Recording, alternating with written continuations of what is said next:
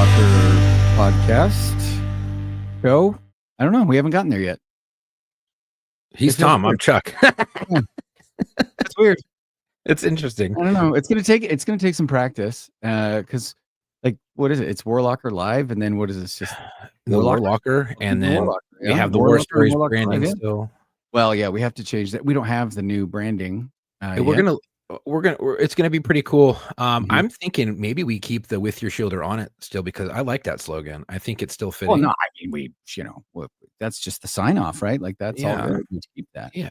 So just the name is changing and some logos and stuff like that. And we were tired of being one of like 5 War Stories podcasts. I think we're the most popular War Stories podcast. Sure. We get more listens and we have more episodes than Oliver North's War Stories podcast. But the show has kind of grown way beyond just sitting around a table with our cop friends and shooting the shit, huh? Yeah, and we're on a new provider, and it's going to be great, and that's all going to be awesome. And soon, you guys will be able to, if you really want to, you guys will be able to go in and donate if you want to donate to the show. And it's a $2 donation if you really want to. And I just set that up, so that'll be freaking awesome. That was really cool. We can do like a on Locker Room Live. You throw the $2 at us, and we'll answer whatever question you throw in the chat or something. We'll do something fun. Treat us like strippers. Yeah. Tip us. And if you're gonna shove quarters in my pants, at least warm them up first, right? Oh my gosh, yeah. Nobody likes a cold quarter down their shorts.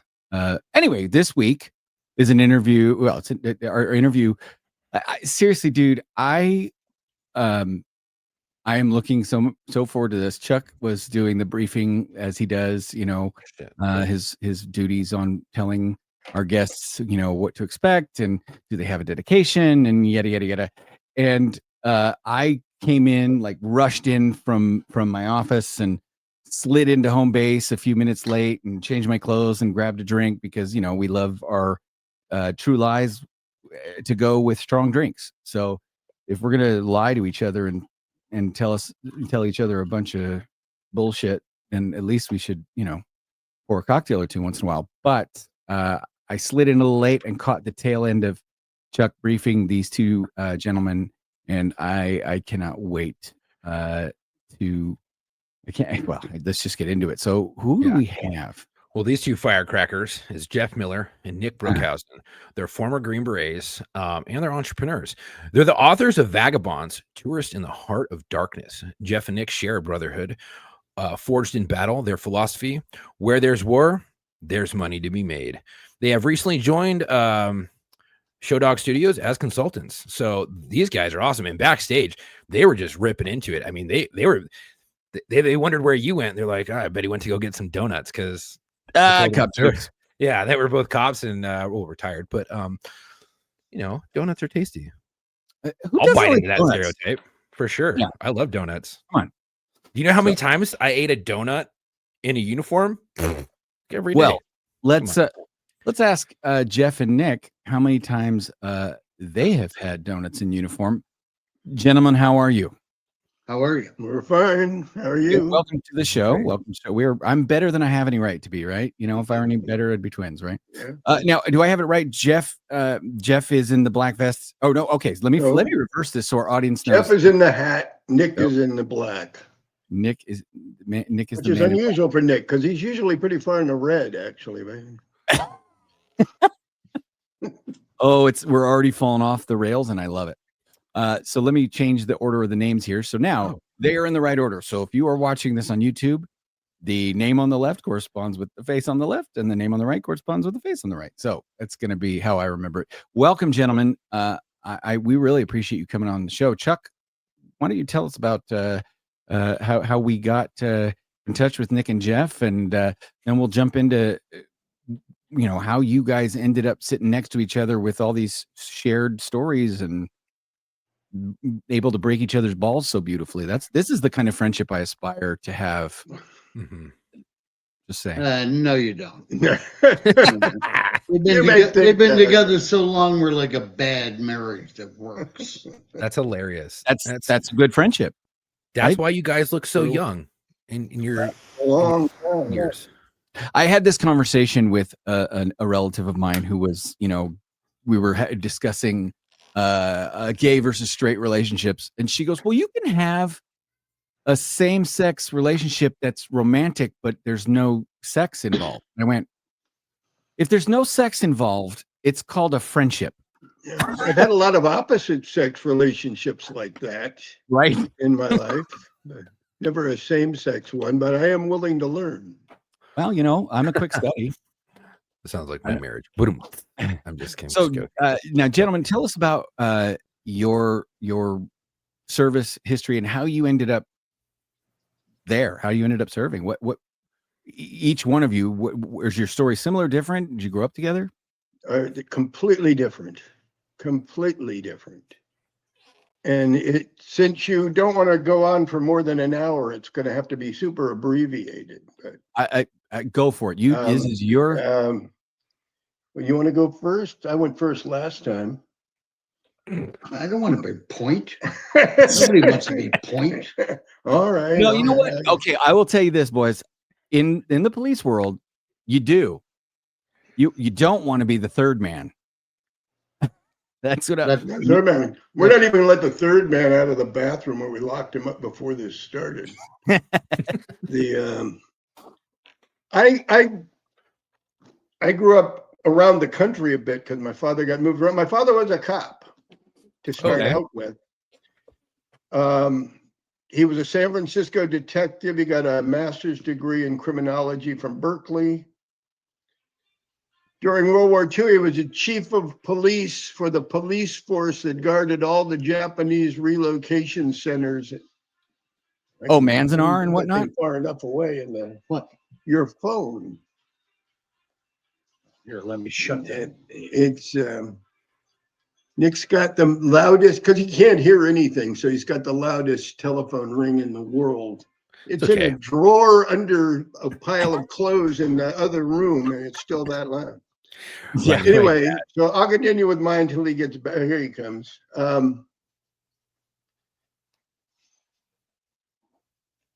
I grew up in a lot of different places. We lived in Seattle. We lived in Philadelphia, but my real home for most of the time was Orange County, California. Okay. I lived in all kinds of places from Anaheim to Huntington Beach to Garden Grove to Mission Viejo. But Newport Beach was home to me for many, many years. It's what I considered home. And I was there for quite a while, mostly in my late teens and early 20s up until I went in the military. And then after I got out of the military the first time, because I had a break in service, I was back there for about 5 years and then went back in the military again. So I was a Newport Beach kid. I was a pretty, I don't think it was all that privileged, but I got to meet a lot of interesting people. Yeah, I would bet growing up. Because we lived in Bay Shores, and my neighbor directly across the street was John Wayne. And we were members of the Balboa Bay Club. My father was on the board of governors. So everybody at the Balboa Bay Club, from Richard Nixon and Barry Goldwater all the way to Julie Andrews. I mean, there was a lot of people there all the time. Wow. So it was an interesting place to be. And I went in the military to become an intelligence agent. That's what I really wanted to do. But they trick fucked me. I hope I can say that. Yeah. If it's a recruiter, you can say worse.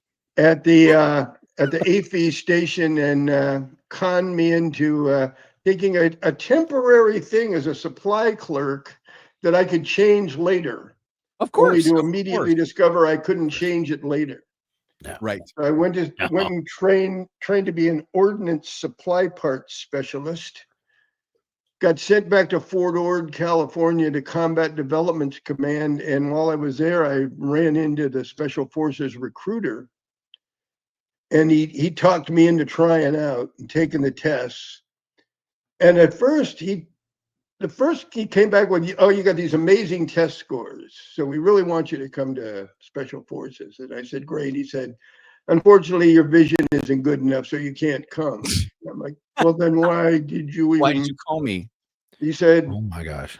I think I can get you a waiver because your test scores are so good. So he did. And I wound up going off to air jump school and then to special forces training and passed, which was amazing.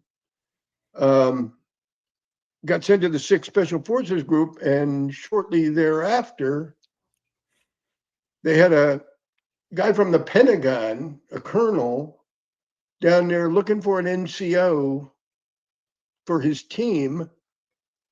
And he was working directly for the U.S. Army Deputy Chief of Staff for Intelligence. And I got sent over as one of 3 candidates and got picked. So after that 2 years in the washer and dryer going around, I wound up where I had originally wanted to be. It was very strange. So that's my sort of, that's how I wound up in special forces, and it's how I wound up in an intelligence capacity within special forces. Did you always just like the military to say, hey, we think you'd be really good at this? Oh, great. Yeah, but you can't do it. Yeah. Oh, ooh. Yeah. But also we're gonna now make it so you can do it. They like to blue like and buddy fuck you constantly. It's just like, oh, you would love to do, but they don't call it big weenie for nothing, right? Yeah, I want some jump wings. Cool. You can't have and Nick's beginning was much more like what you see in the movies. Is okay. He was rib Nick out of a French woman and an American soldier right after World War II, bathed in the American flag. You know, that kind of story. Well, I was a cross-dresser. Nick, how did you end up meeting Jeff? I was a draftee. And with your alma mater, Chuck. Oh. Yeah, and I did my first tour with them in Vietnam. Right. And when I came back to the States, I got out and got an honest job in the Army. Oh, get out of here. You're still Marine at heart, dude. Come on. Always. Yeah. You were in that.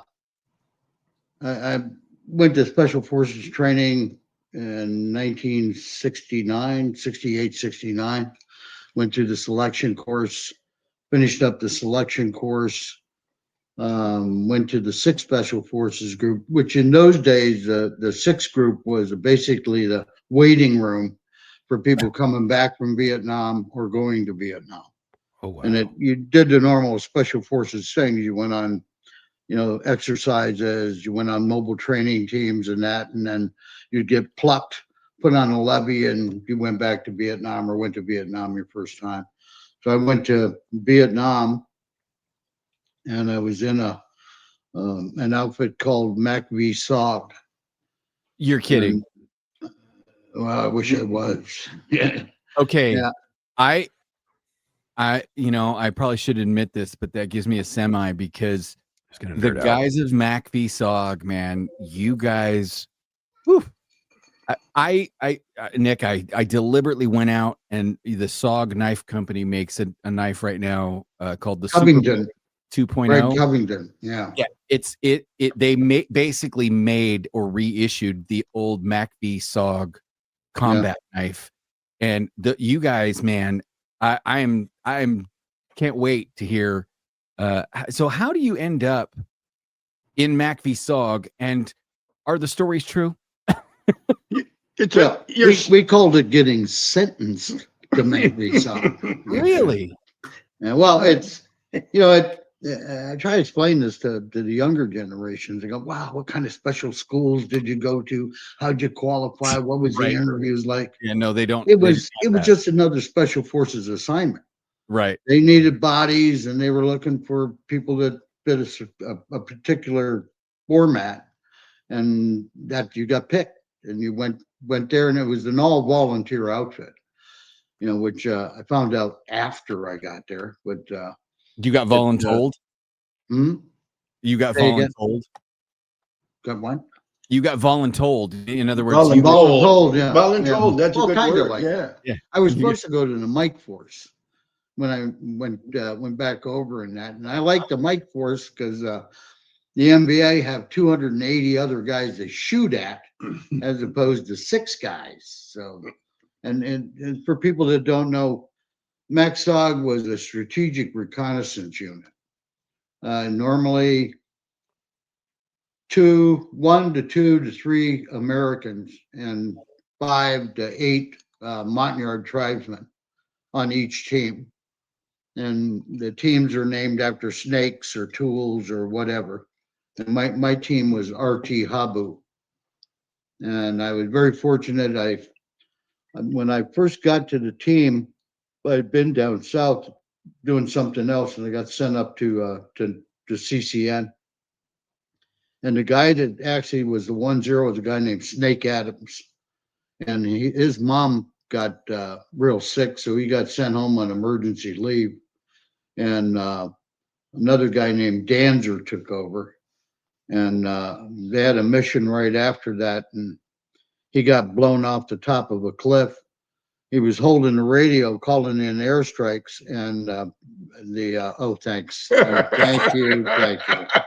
Oh, yeah. Thank you. I love it that you have that picture.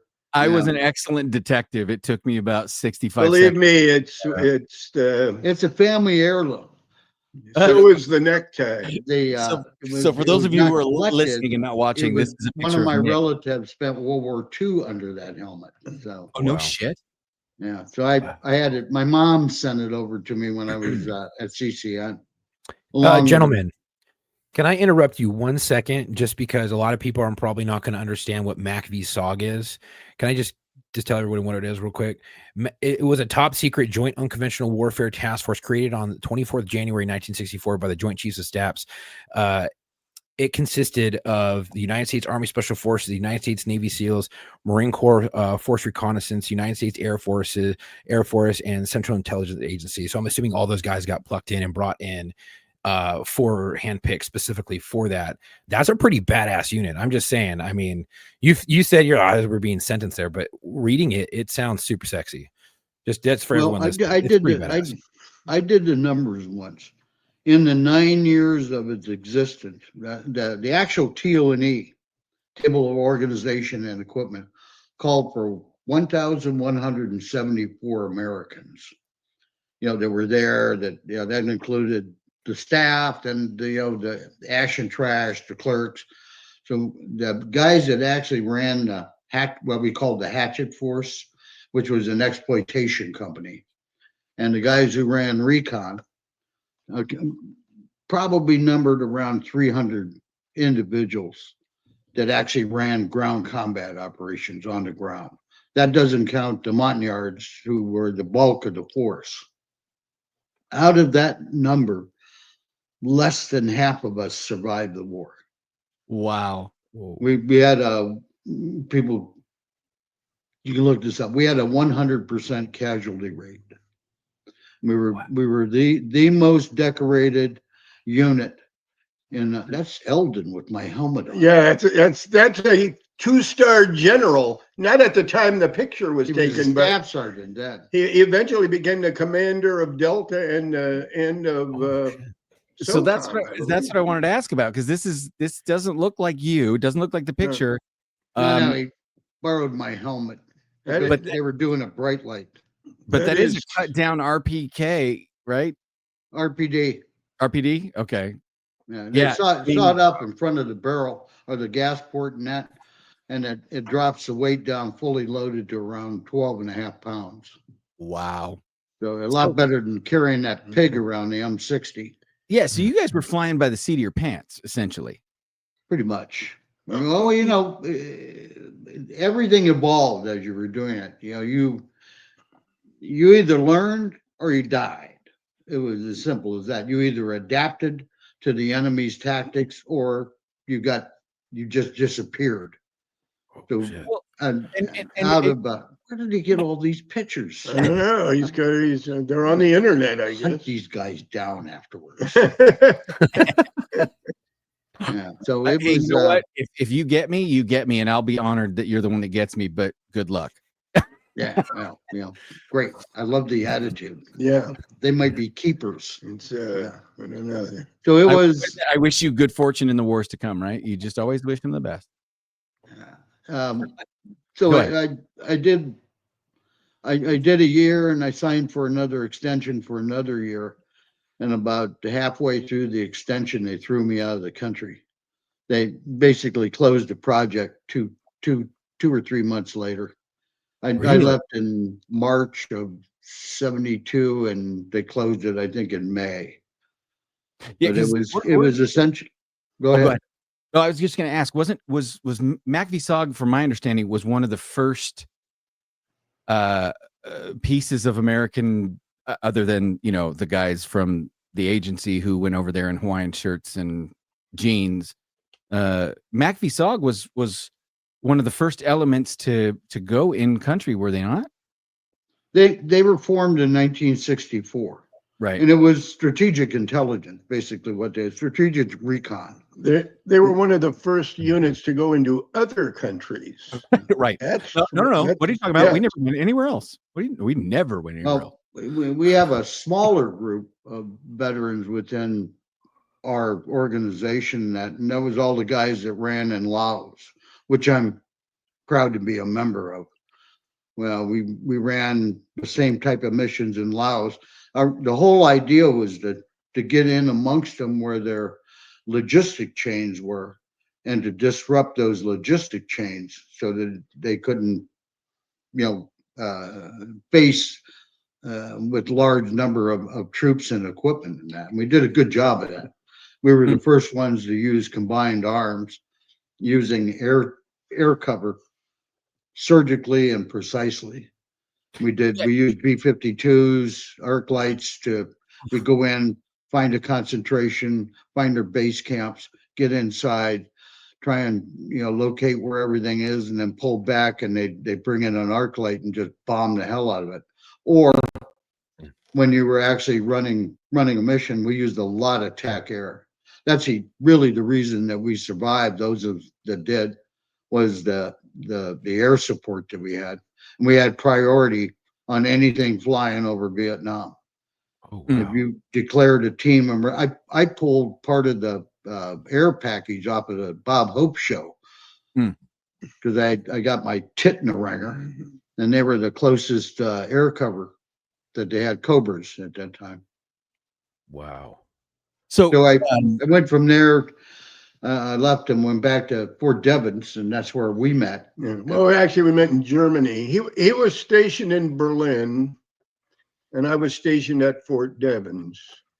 And there's a lot of cross pollination going between those two. There's always people going back and forth between those two organizations. Yeah. And we do a lot of field training exercises together and all that stuff. I met him on a field training exercise in Germany when I was we don't have time. In Germany, and my immediate superior, who is broadly mentioned in the book under the pseudonym Penguini, because that was his nickname. Penguini had just left Berlin and had been working with Nick, and then came over to Devens and was working with me. So he was kind of the person that, eventually got us together. We were all getting out of the Army at about the same time. The three of us were all getting in the Army within a few months of each other. In the first half of 1982. Oh, wow. And we all went into business together, the three of us. The assignment in Berlin was it was a classified project. It was essentially a special forces company that was in Berlin, and it was a stay behind mission. If the Russians decided to go to France for croissants in the morning and came through the Fulda Gap in full strength, we were already behind their lines, and it was civilian clothes, relaxed grooming, all that sort of thing. You had to speak German, other languages, and that was all basically arranged around a normal company, 6 teams. And they, so the idea was we would go undercover, disappear into the local population. Then we start blowing up their rail lines, their telecommunication towers, and shoving bombs in their latrines when they thought they were safe. Oh, wow. So that was essentially the unit. I spent 6 years there, and then finally came back, and I was on Flintlock. I was assigned. You just got to do it, don't you? I just have to. I know. I got to give him this one. This is so good. This is beat. It's his favorite freaking story in the world. I had to go into the exercise director headquarters. So I'm in civilian clothes. I'm driving a Mercedes. I come in the back gate. I'm going. There's a long road, and then the exercise director headquarters is over to the right. Which is where I was working. Where he was working. Before I can get to the crossroads, I see a military staff car speeding down that road in reverse. It crosses in front of me, and the unit, the Air Force unit that was at the air base, they had their patch, with some sort of, a mosquito eating a MiG or whatever it was. It was all done in flowers. And it's up on this huge berm, about 20 feet up. Big round patch done in various colors. And that staff car goes up in there, does about 6 donuts up in there, and finally stalls and slides down to the bottom of the hill. I got out of my car out of concern and ran over to the car to see if anybody was injured. And this fell out of the front seat. Drunker than an English lord. No.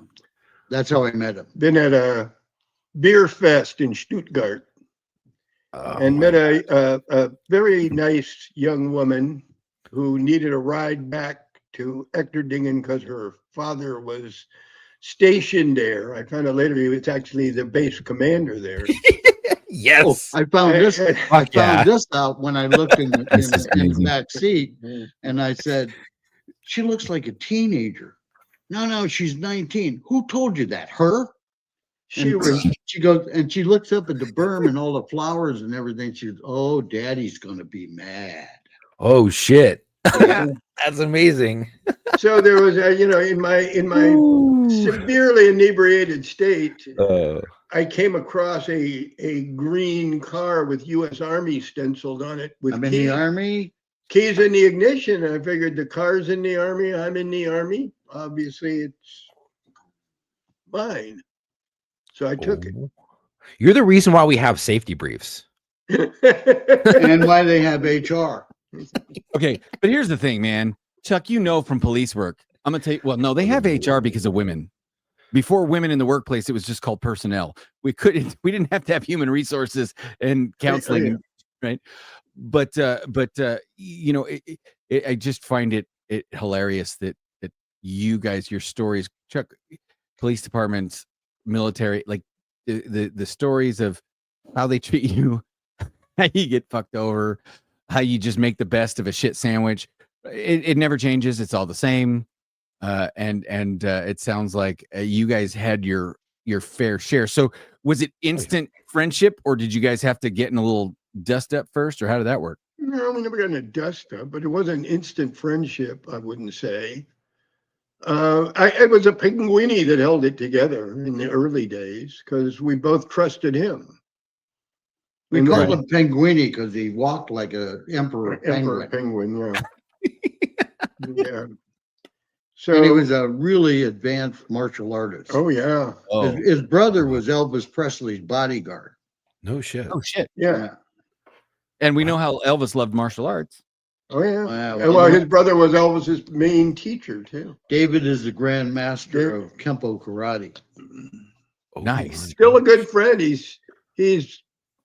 He's way older than us, and he's in better shape than either one of us by far. Yeah, well, I won't let him use me as a practice dummy. Yeah, I gave up on it years ago too. Because his chi hold your clothes with you in him.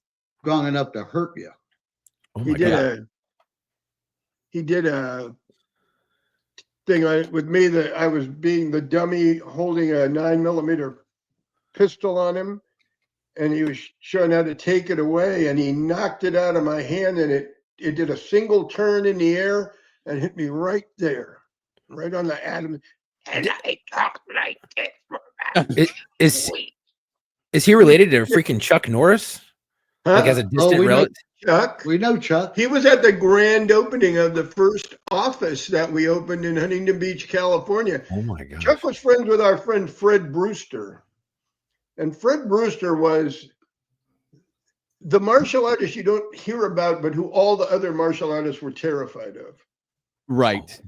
I was sitting with Dave Hebler at the Long Beach Internationals one time, and I said, Dave, you've been around the martial arts longer than anybody I know. I said, you know everybody, because he ran the internationals for Ed Parker.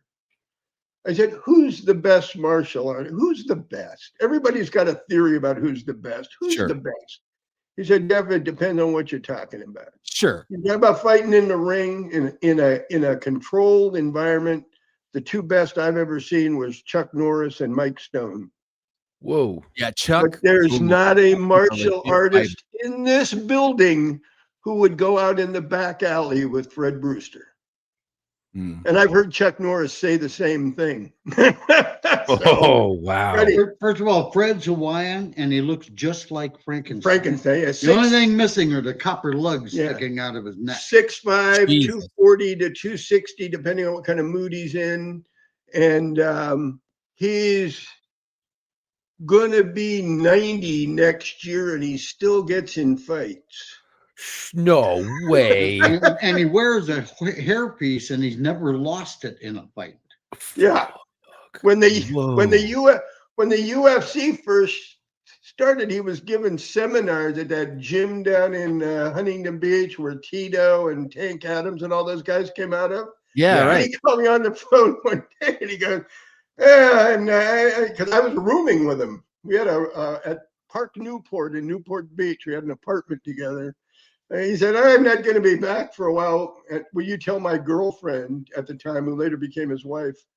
I said, what's going on? He goes, well, I was given a thing, and I accidentally knocked out one of the top contenders. And they said, Fred, you're 70 freaking years old. What are you doing? Shut up. No way. Oh, my gosh. Wow. Oh, he was something. Freddie was something. Well, he worked for us a few times. Sounds like he still is. I wouldn't fuck with him on my best day and his worst day. We were training at our base down in Arizona. We were training the personal security division of the Mississippi State Police. Oh, and that was almost a spit take just on the Pinguini. The Pinguini usually taught our self-defense classes, but he wasn't available for some reason. I don't know where he was. He used to run off and go to Costa Rica or something all the time. So he said, well, we can hire Fred, but Fred had just married a woman 47 years younger than him. We called her his grandwife. His grandwife, or his great-grandwife. And they were never separated. So he said, Freddie, we'll hire you and you can come, but you can't bring your wife. Nobody's bringing their wife. Nobody ever brings their wife to the training, Okay, no problem. Come down. He's teaching them. They loved him. The Mississippi State cops absolutely loved him. 3 days before it's over, she shows up. Uh-oh. Well, it's too late to send her home. So we're like, okay, well, she's here and it's not that big of a deal. We're all going home in 3 days. Well, we have a big party for the graduating class, and the base that we're leasing belongs to Evergreen Aviation. Now, I don't know if you know anything about Evergreen Aviation. They no longer exist, but they were CIA. The CIA. Yeah, I was going to say, you could just say Air America. At that time, well, Del Smith, who owned Evergreen, had been on the board of directors of Air America. That should give you an idea. Right. So Del and his wife show up at our party. And his wife is this really severe looking woman, I mean, just, you can just tell, I mean, she's a force to be reckoned with, Very, very well put hair, together. hair pulled back, very well preserved, but I don't know, stark, like the school principal in an old movie, Right. So here's Fred's great grandwife, who's a very attractive, tall, slender redhead, just hanging on him like she's his coat, all the time. So Mrs. Smith is looking at this and she says to me, "Does he have money?" And I said, "No, he doesn't have any money. He's working here. He's making the first money he's made in a while, as far as I know." And she goes, "Then it must be personality." Wow. There it is. Just wow. Oh my God. That was, we had a pretty good group after we got out of the military and we're doing civilian stuff. We did a lot of training, a lot of police departments. For 4 years, we worked for the International Association of Chiefs of Police as their SWAT program. I did about 135 municipal and state departments that way, plus some foreign departments. And then we did a lot for the federal law enforcement, a lot of DEA guys, some Secret Service guys, some FBI guys, Yeah, we also came up with products. We were telling Chuck before the SWAT shield that everybody uses. The ballistic shield. Shield. We invented that. Was our invention during that same time frame. Yeah. Wow. And sold the first ones to the LA sheriffs, LA sheriff, and San Diego, and the sheriff. FBI. They got for him. We were making them in his garage on a jig that we'd set up in there. Yeah. It's a funny story. We before to prove it, we went to the LA Police Expo. So we're down there. And okay. No, it was not LA. It was San Diego. San Diego. Duffy Town in San Diego. You may have been there. I don't know. We've got we've got the range, and we've shot whole 400 rounds at these shields each one, and nothing failed. The thing was, it worked, and it was so we were out on the range, and we're going to demonstrate it to law enforcement. And the range control officer goes, "Okay, how do you want to do this?" "Well, we'll just go down and stand behind it." "Oh, you can't do that." No, that's not possible. Oh my God. God. They had a stake set up, and he was going to go down and tie it to the stake. As he passes me, he goes, "When I get down there and tie it, I'll get down behind it. You pick up as many guns as you can and blast away until they jump you." Which is what we did. Got down. I got about half a magazine of a 9mm submachine. A couple of rounds of shotgun shells, and I was a regular little demon. A couple of 12 gauge slugs, quite a few 9. I think there was another guy there that got a couple of rounds off too. And he stands up afterwards and he goes, "There it is, gentlemen. No holes in it. No holes in me." And we sold everything we had in stock that day. We had about 12, 14 shields, and we sold them all that day. You know what that reminds me of, Chuck? Did you ever hear? Do you know the story of the Second Chance body armor demos? No. I don't. You guys, I know Nick. I saw it. Yeah. Yeah. You in person? No. In person? Oh, okay. No, on video. Yeah.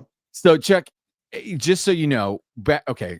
Full disclosure, Nick, Jeff, my father joined LAPD when his number did not come up in the draft, and he was a college student. He didn't go, graduated college, joined the LAPD. He came on the job in 71, 72, the academy in 71, streets in 72. It was the Wild Wild West back then, right? And we've talked about these early days, right? And he talked about getting issued a gun, pair of handcuffs, a call box key, some extra ammo, and a baton, right? That was your belt, right? Yeah. One Adam 12. The first radio he ever had was in the car. He did not get a radio on his belt until he had promoted a sergeant and was no longer on patrol. So that's the era, right? No body armor. Well, the guy who I guess founded, invented Second Chance Body Armor, whatever you want to say it, the way he sold his body armor, I think he took a page out of their book, because what he would do is he would take a revolver, he'd put on the soft body armor, and he would take a revolver and he'd put it right to his chest and he'd pull the trigger and then immediately turn and shoot down bowling pins to prove that this was real live ammo. And then he'd show people the vest. He'd shoot himself point blank. And maybe it was point blank, and maybe it was a point blank. It might have been point blank that I'm thinking of. But anyways, I think it was point blank that did that. Because that was the whole point. That's where they got the name. He would shoot. He would test it point blank. So it sounds like he took a page out of your book. Yeah, probably. I mean, but with the shield, it was a little different because when the shield got hit, you're holding it like this. It jerked down, not back at you. It jerked down. It was the way it was designed. The only injury that ever came is that I broke my trigger finger. Oh wow! I fired a 45 at the shield and it hit the clear window, Lexan, and it bounced back so perfectly that it hit my trigger finger right there. So it just went out, boom, back. And I'm like, mother. I won't say it. I know you guys are going to be on TV. It hurt a lot. Motherfucker that he's looking for. Oh my gosh!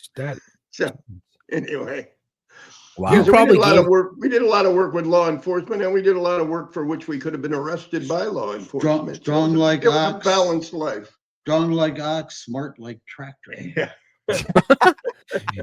I can only imagine the heart attack you gave that range master that day. Oh, he was beside oh my god! He's shit. Yeah. Put him in cuffs. Oh my gosh! So here's the thing. I want our audience. Was at that time they had all this other chintzy stuff that was being put onto the market and sold to law enforcement. And that, remember the face? Oh yeah, somebody made a ballistic face shield that actually fit right up against your face. Nobody explained to him kinetic energy. Yeah, you may stop the bullet, but his neck is going to be broken. Oh my gosh! It didn't stay on the market very long, obviously. Well, when I was in Berlin, we actually, before they had Delta and before they had anything else, or blue light and all that, Dead A was the one that had the counterterrorism responsibility. And we worked with the German cops, we worked with the Norwegians, the Brits, everybody else, and made our own ballistic utilities, like briefcases that you could, open up and use as a shield. Right. And so when I came back to the States, I had a fair knowledge of ballistics and how it works and where the forces go. And a lot of thought went into that shield. I bet. Sounds like it. Well, I mean, it's been Well, you're the one drinking laundry detergent out of a wine glass. I don't know what's happening. That's Gatorade. When you get older, you'll understand what hydration is. Oh, I understand what hydration is. I just am. What's the phrase? I'm old enough to know better and young enough not to care. I think that's where I'm at. They might be keepers. They might be keepers. I try. So, gentlemen, here. I'm drinking water. Say this. Yeah, you it's pussy. Flavored. I never drink water. Fish fucking it.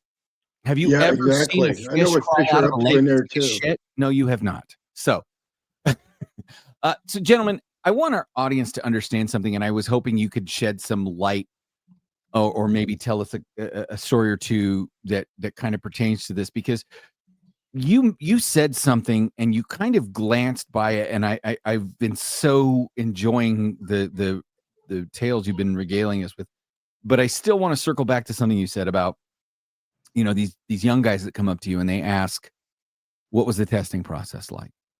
What was the qualifications like? What was your, blah, blah, blah, blah, blah. And I don't think our audience maybe understands, but the time period between the end of World War II and the beginning of Vietnam and in through Vietnam was a very big time of transition, because it was this switch over from traditional warfare to guerrilla warfare. And this is where the Navy's underwater demolitions team, the UDT, ended up changing their name to the SEALs and like SEALs. Yeah. Right. So, but I want our audience to understand something about special forces, has been around and been a thing, but you guys were really writing the book, not reading the book, right? There was no book. You asked Nick and Jeff, what did you study? And the answer is there was no studying to be had. It was, hey, this is what you got to do. I have no idea how you're going to fucking do it. Just get it done.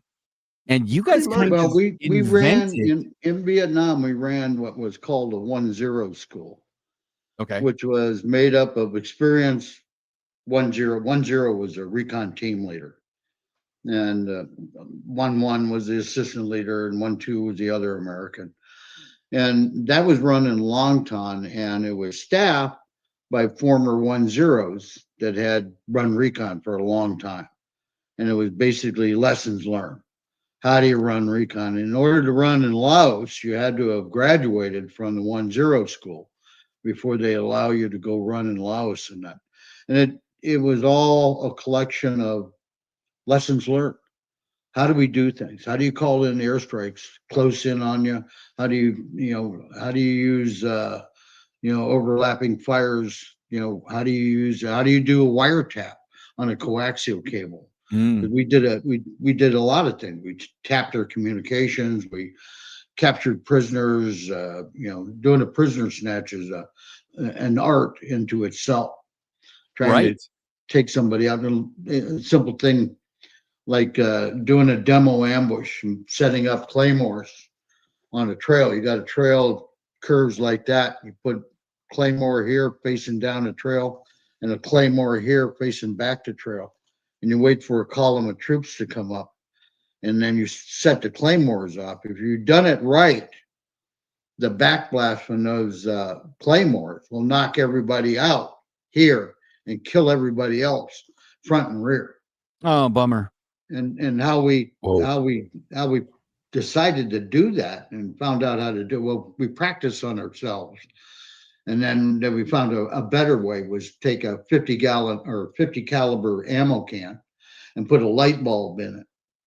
And if you set them off at the right distance and that, with the right atmospherics and that, it would break the light bulb on the outside, but wouldn't break the light bulb on the inside of the ammo can. You had just enough overpressure to knock everybody out. Wow. Little tricks like that were passed on to the new guys coming through. And that literally held, writing the book. Yeah, they're still doing it today. And then it happened again when counterterrorism became a thing. Sure. Yeah. The reason we got hired by the International Association of Chiefs of Police is because we were running a school at Fort Devens, Massachusetts. That was sort of they already had the school at Fort Bragg, and they wanted another one at Fort Devens because that's how Special Forces high-ranking officers are. They all want to do the same thing as everybody else. So we put together the school up at Fort Devens, and the Attorney General of Massachusetts came to it. And he was so impressed that he told his friend, the chief of police of Newton, Massachusetts, at that time was the president of the IACP. And he said, you got to get these guys to come and train for your organization because nobody's doing anything like this in civilian policing at all. I mean, when we first started with the IACP, nobody had ever heard of dynamic entry. Or explosive entry. Wow. Right. I mean, they just hadn't heard of it. Yeah. And usually the sniper was somebody who owned a deer rifle. Yeah. And, so we introduced all of that to the civilian law enforcement community over the next 4 years. And then it got taken up by others and kept going. But when we started the school at Devens, they told me, you're going to be in charge of teaching how to control the incident before the strike teams enter. Incident management.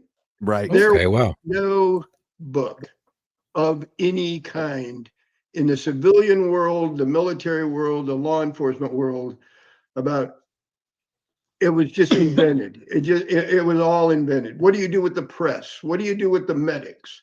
What kind of what are the rules? What kind of special equipment are you going to require? It was just, and that used to be what special forces mainly was. Teachers. We were teachers, but we were the people that figured out how to teach. Because it has to start somewhere. Right. So special forces became the starting point for so much that came afterwards.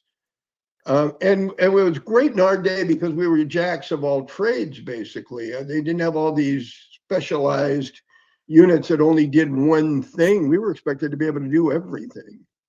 Right. So it was a great experience because you learned so much.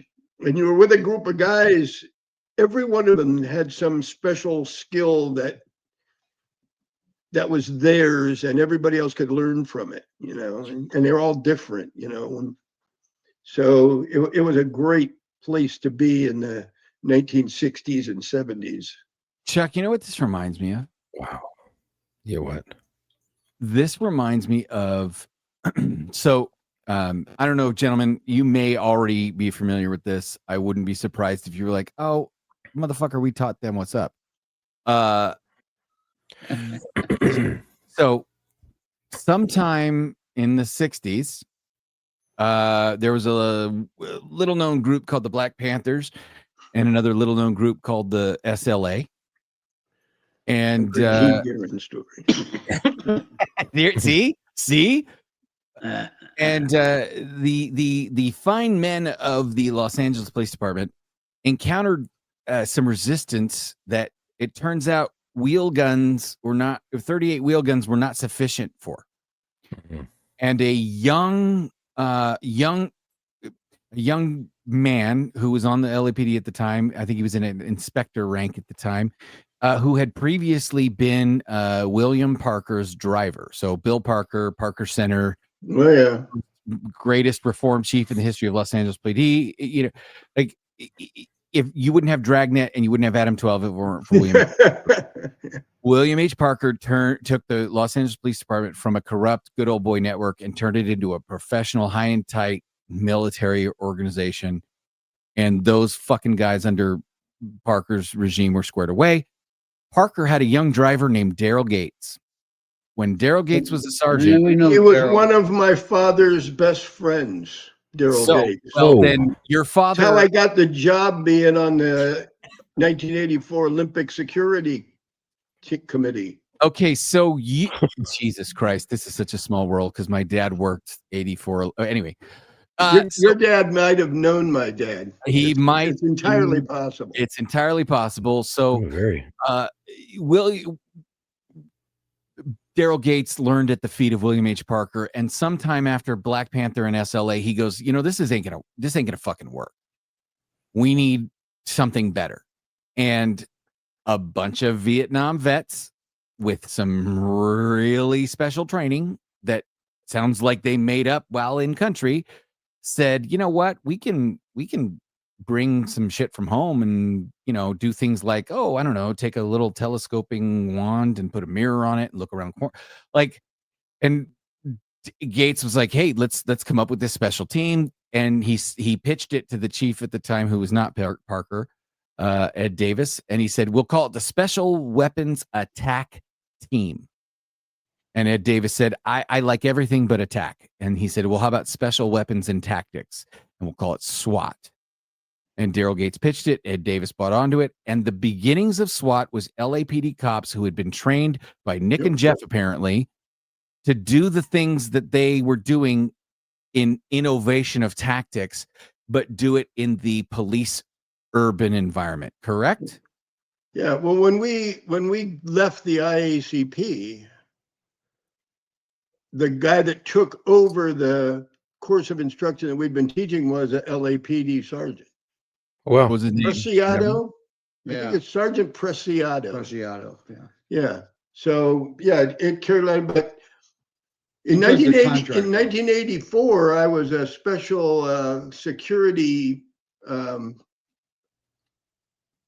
auditor, reporting directly to Ed Meese, who at that time was Attorney General of the United States. Wow. But I mostly got the job through a guy named Lou Sporer, who had been the assistant chief to Gates. He had just retired, and they made him the head of the Olympic Security Committee. And both Lou and Daryl, my father was the head of the Merchants and Manufacturers Association in Los Angeles at the time. And because he was an ex-cop himself, they were all buddies.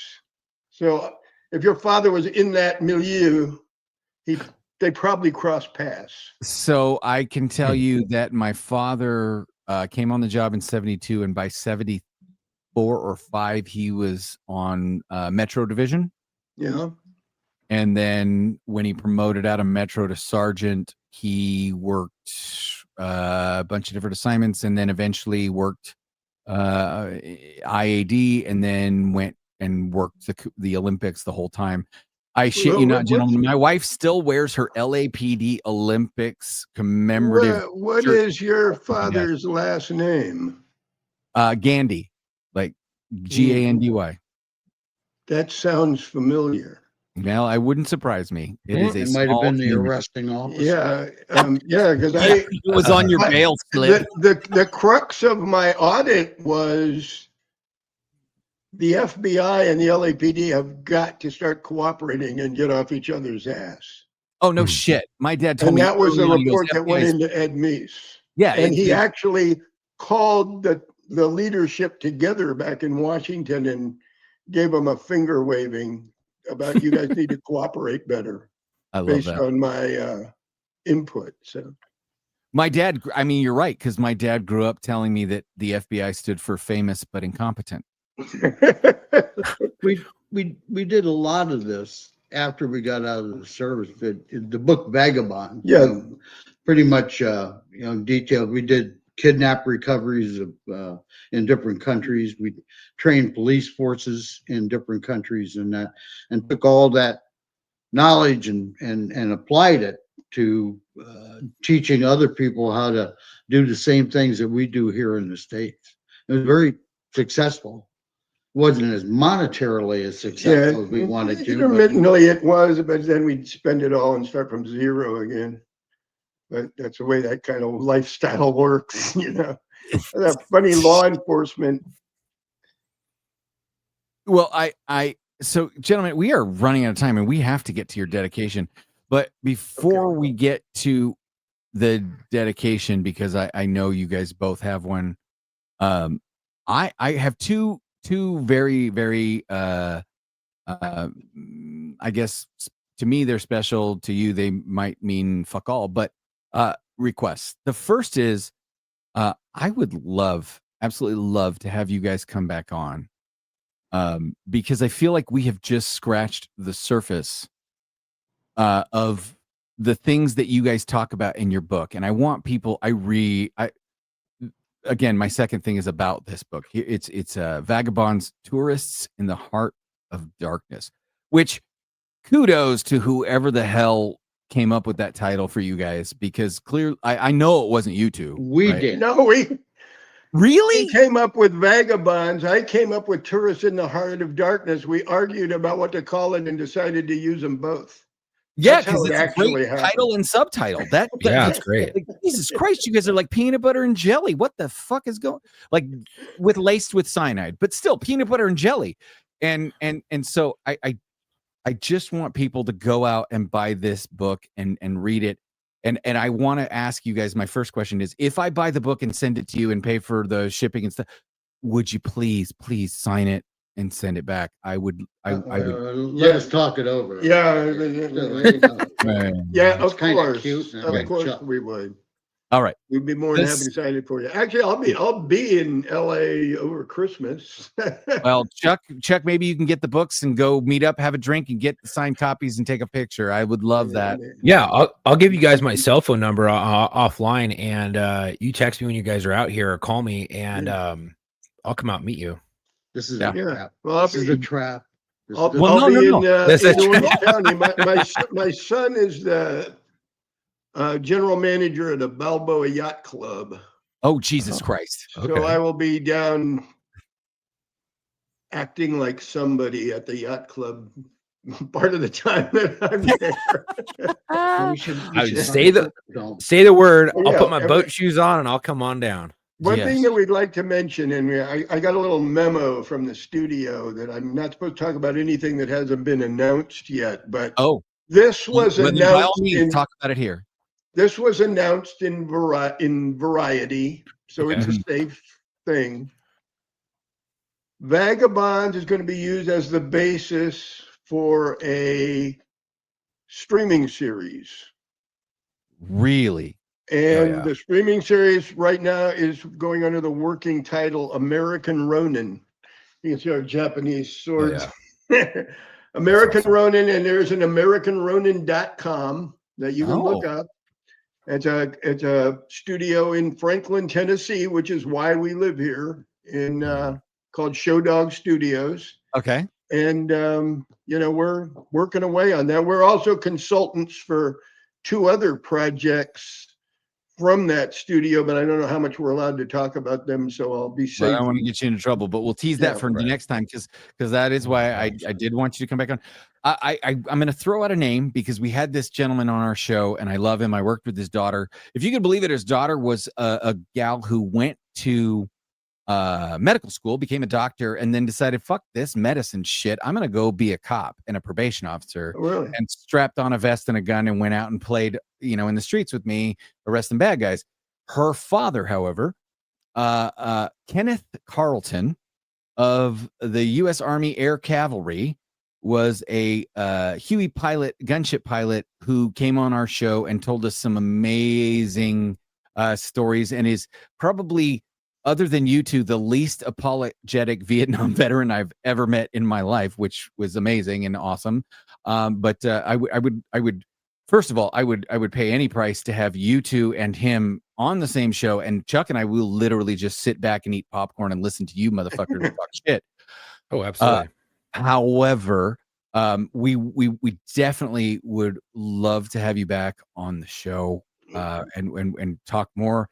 And I just, this has been a highlight for me because first of all, I live by the phrase, beware the old man in a profession where good men die young. And the fact that you two are sitting here and swapping stories with me, with us, means that you are a combination of incredibly lucky and incredibly good. Mostly lucky, I think. Lucky. Yeah, when you guys come back on, I definitely luck is the product of design and effort. Well, we used to have a saying: to be successful in combat, you have to have skill and luck, and they both have to be there on the same day. Right. Yeah. And one of them needs to be more than the other, and I won't tell you which one. When you guys come back on, I definitely want to hear more of your time in special forces, because I feel like we just barely scratched that surface.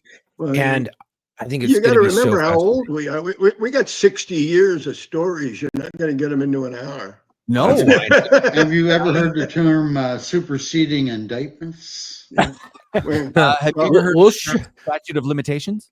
I can proudly state, and I'm probably the only person you've ever met who can proudly say, I have had an Interpol red notice, a fatwa, and a contract from the mob. Oh my gosh. Yeah, I know someone who's had 2 of the 3, but not 3. Not me. I've lived a clean life. Roman Catholic. Correct. You were an altar boy. Just ask your priest. Well, yeah, we used to have a saying. Right. Don't be alone with Brother Jerome. There's a woman in LA that you should meet. She's retired LAPD. Oh yeah. When you read Vagabond, you'll see that there's one of the main stories in there, or one of the longer stories in there anyway, is about getting some kidnapped children back from a foreign country. Right. Wow. And we did quite a few of those, and we used to consult with an expert in that field, who's a retired LAPD captain. I think she was a captain. Yeah. She was like head up the family law department, and then she became a real expert in international kidnapped children. Her name's Catherine McWillie, and she still lives in L.A. She was during the little brief period of time we had our own podcast. She was one of our guests. Nice. She's really good. Very, very. I'll have to ask my old man if he knows her. Yeah, ask. So your father's still alive? Well, ask him if he knew Lou Sporer. Okay, I'm gonna take down some notes. Lou Sporer. Lou Sporer. Sporer. Like Spoorer.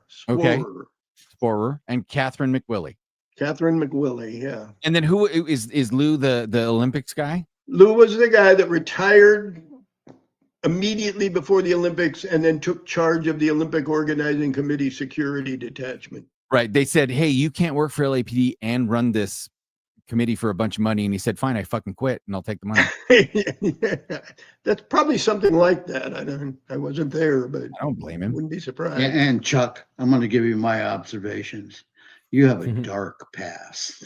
A dark past. Well, I'll tell you, if it was late night and I was pulled over on the side of the road, I would much rather look out the window and see Tom than Chuck. He'd scare the crap out of me. Yeah. Chuck looks like your wiener or blow you up. It's sparky.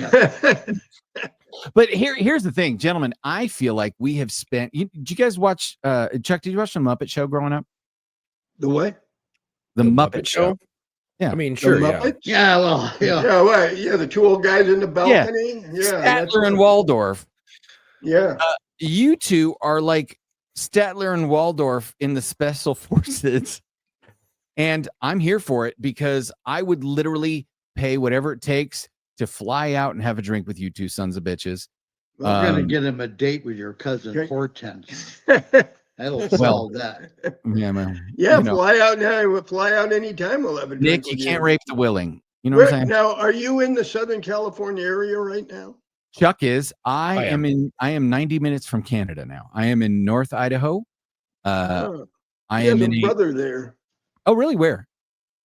Do you want to say? Idaho Springs. Oh, okay. Falls, somewhere. I got a brother and a niece that live there.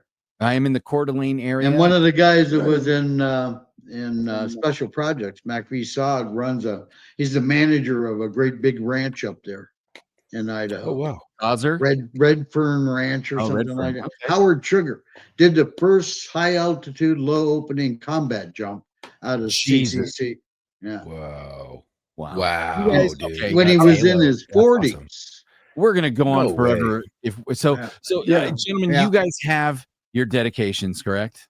Yeah. Okay. Yeah. So as our audience knows, we always want to give our guests a chance to dedicate their episode to a fallen brother or sister.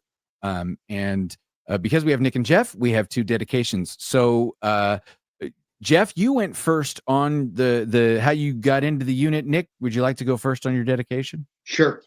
My dedication is to Jay Graves, a legend in Special Forces, not necessarily the one that all the officers wanted to have in their command. Mm-hmm. In fact, I heard him described as a career train wreck at one time. But Jay was the kind of guy you wanted to have on your team if you were going into the kill zone. He was a demo man. He was Jay Graves. He's out of Texas. Mm-hmm. And I think the best way to sum it up is when he died, passed away in his sleep. And that was just unimaginable. Everybody thought it'd be some kind of huge fireball with bodies everywhere. And he passed away in his sleep. And the first 15 guys I called to tell of his passing and that, they all had the same response. Are you sure? Is this Jay Graves? Yeah. Is this him? No. That's not him. I don't know who that is. Well, it was a Special Forces named Jay Graves. So I was asking if that was him because I like to put up pictures if we can. Jay was a short, squat, horrible-looking little troll. Yeah, that guy's way too good looking to be the Jay. The Shirley Police Department was sent to. They picked him up for DUI, and they started roughing him up while he was in the cuffs. He had like 4 officers there. He beat the crap out of all of them. and then drove the squad car down to the police station and left it outside, and then went and called the chief of police and told him, next time send men, not boys.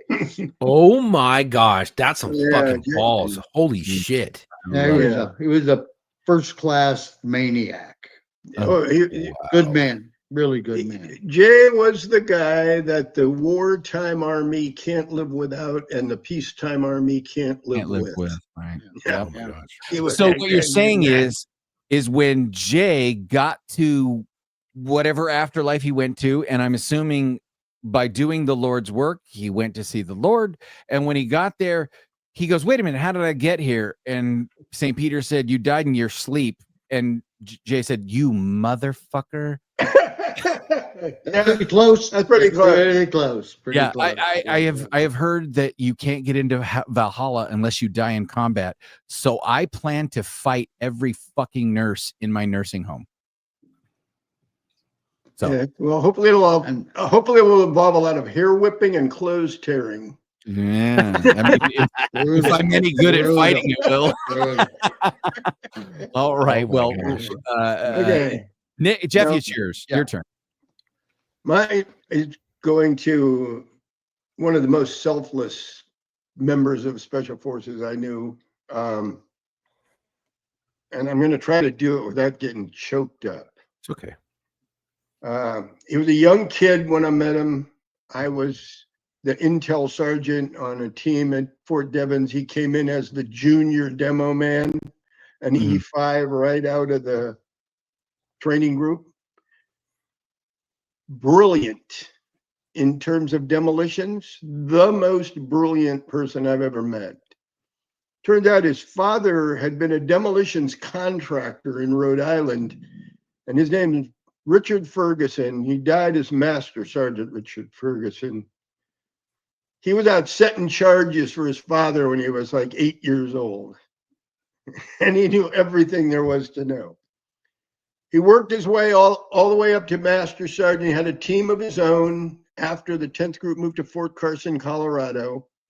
Put in his retirement papers, because he'd done his 20-something years. 9/11 happened. Mm-hmm. We're going to go into Iraq, and he wouldn't let his team go without him. So he pulled his retirement, and he was either, if he wasn't the first, he was among the first couple of Special Forces soldiers killed in Iraq. So is that Samara? I almost made it. Almost.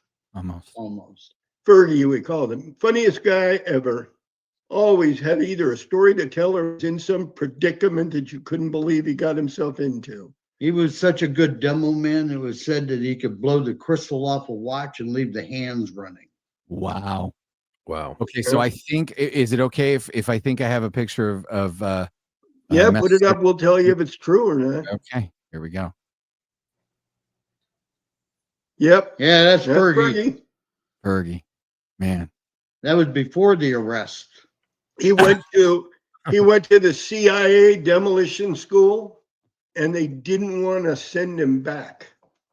Wow. They wanted to keep him. He had to fight to get out of there because he knew more than any of their instructor cadre. Wow. That's how good he was. And I was really, really hoping that when he got out, he could come to work with us. But it never happened. Two good men. I would like to say, and I don't think I'm overstating this, but at the risk of sounding like I'm kissing your ass, I'll just take the risk and say I have never had the privilege of interviewing two men who I think exemplify the phrase, I may not be a hero, but I served in a company of heroes more than I have ever met, like you two. And it's been a privilege. And if you're willing to come back, we would absolutely love to do this again. Yeah. You gentlemen, my hat's off to you. And as long as you're in a bar with me, you will never pay for a drink. Well, I was just going to say, not only will we come back on the show, but if you come to Tennessee, we'll buy you a drink. I will. You tell me what airport to fly into and what address to Uber at, and you'll all these accolades. You Now don't I'm want gonna to have to invite go Chuck. buy a Chuck, new hat. Yeah. You don't want to invite Chuck. You know, and you know, but he'll just hide your dogs, hide your hamsters. But I'm okay. I'm socially acceptable. Well, it's a pleasure meeting you guys. Yeah, it was a good time, and we've been waiting for this for a while. I mean, this is a good hang. Postponed twice. And when you canceled the first 2 times, we talked about you like you were dogs. Well, you are, but yeah. And quite honestly, it's we were sad and destroyed, and we were glad you guys accepted to come back, and we would love to have you back again. This has been a privilege and an honor, gentlemen. Anytime, and I've never actually said this before, but I'm going to say it now. Just talk to our agent. Oh my God! You know what? I've never been so proud to be blown off like that in my entire life. So thank you, gentlemen. It has been a privilege and an honor. The floor is yours. The book is Vagabonds, available on Amazon. We showed you it's the title. I'll bring it up again. But this is Nick and Jeff. You guys are a national treasure, and if they okay, I'm going to ask you this: if as we close out, who do you guys want to play the young yous in the show? He has an answer for that. We were. I spent some time looking through the younger actors, you know. Right. And I think it would be a really cool kind of a hook for the show to have Clint Eastwood's son play me and Dennis Quaid's son play him. Oh, wow. All right. Jack Quaid and Scott Eastwood. All right. And Scott Eastwood and Jack Quaid, yeah. Well, listen, I think they could do it. I think they could do it justice. Even if they use the Statler and Waldorf puppets and did your story as a Muppet movie. Well, remember, we're in our 30s and 40s in the book. we're not in our 70s and 80s in the book. I mean, no, but I would still watch it if those old puppets were in full tack gear out in the jungle. In fact, that made me want to watch it more. We may bring this up with the creative director and see what he has to say. Yeah. The Muppets take Vietnam. Is all I'm saying. Oh my gosh! I'm telling you, Chuck has a dark past. We can smell it. Dark past. You see that red light behind him? Jesus. It is sort of a satanic set. Right. Oh my gosh! No, it's like red police lights. I can't get the other blue one to work. Dark Brandon in front of the museum there with the red background. Right. Pleasure to meet you guys. It was a pleasure to meet you. Very nice to meet you. Anytime you want us back, we're happy. Or just call us and chat. Yeah. Oh, I'm down for that too. So I forgot to ask you. You guys you said you started a business, right? The three of you. Yeah. Yeah. And so I just before we close, I would be remiss if I didn't ask you. When three veterans get together and start a brothel, do you make a lot of money? No, unfortunately, no, because we keep eating the inventory. You consume your own inventory too quickly to make any real money. You should try hiring women next time. Yeah. Damn. Damn. I never thought of that. Make sure we put Visine in his drink. Boy, that would have made Pinguini a lot happier because he had a really serious problem with the role that he was chosen to play. Oh my gosh. We'll save that for part 2. Gentlemen, it has been a privilege and an honor. Chuck, why don't you take us home because we are way over. Well, Nick and Jeff, thank you so much for coming on. It was a pleasure, to be quite honest. I mean, you guys are awesome guests, and you guys have just some of the best stories, and I can't wait to hear more because I know we've only just scratched the surface, and you guys are just true American heroes. And I don't know about that. I mean, you created the ballistic shield. I mean, that's just that's amazing. Anyways, thank you for all the support. Thank you for all today for tuning in. If you enjoyed today's episode, make sure to follow us on Instagram at war_stories_official and our Facebook at War Stories Podcast. If you follow that, when the name changes, you'll already have the name. It'll be Warlocker and Warlocker Live. That'll be the new podcast names moving forward. If you're already following us, really appreciate if you could share a post and help spread the word. You can also check us out in the link in our bio on both platforms to find all of our social media, our media links, and our website, which will also be changing. Our podcast is available on all major streaming platforms, including YouTube. On YouTube, make sure to hit that notification bell, like, subscribe, all of that stuff. That way, when we drop a new episode, we go live, you will be notified of that. And sometimes we might go live. We might forget to tell you we're going live. If you already have the notification bell, you will be notified.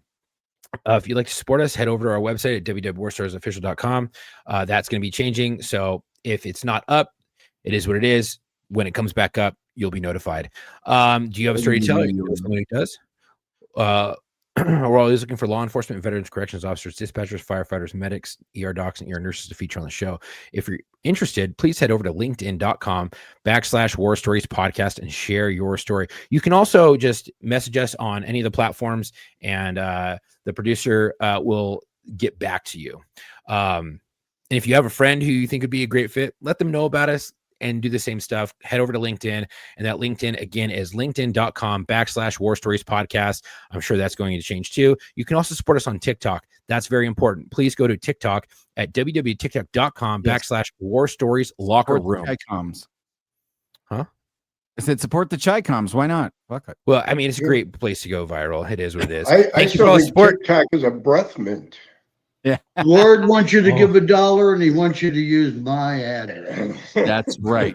And Lord willing, we'll have our own log ride in January. Gentlemen, it has been an honor and a privilege. And Chuck, I have a crazy idea that when this episode drops, maybe Nick and Jeff come on our live show. Oh, that would be amazing. Yeah. The episode comes out. Gentlemen, again, we Cool, man. Appreciate you coming on.